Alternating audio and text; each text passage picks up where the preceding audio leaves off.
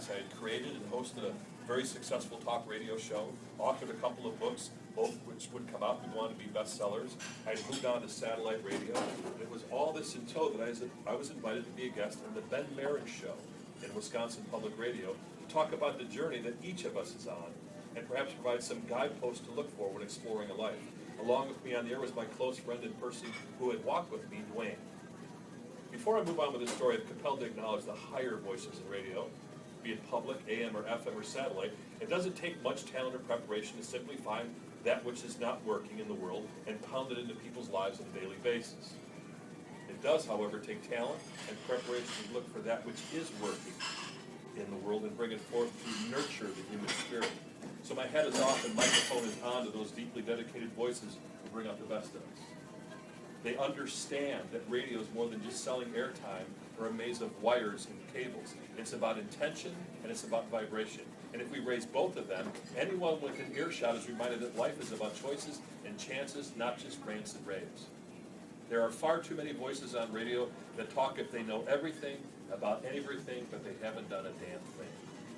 So, to continue with my story.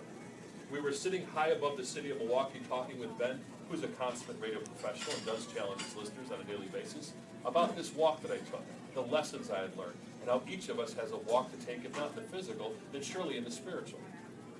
About halfway through the show, Ben announced that there was a caller on line 3 who had met me on the walk in 1996.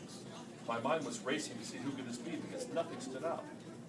Jane came on the line and said this: "We met John when we owned a small gift shop in Whitewater, Wisconsin.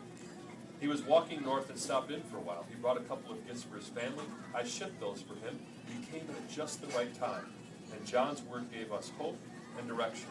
My daughter Cheryl even gave him a ride to town, and they stopped on the way to Small Lake that she said had a tremendous effect on them. They talked about the journey of life, and he gave her a few sunflower seeds. They said that each of us has the seeds of possibility within. It's our job to make sure that we nurture those so it blossoms. Not a day has gone by in the past 10 years we haven't thought about John, not knowing if he made it home, whatever became of him, and prayed for him constantly.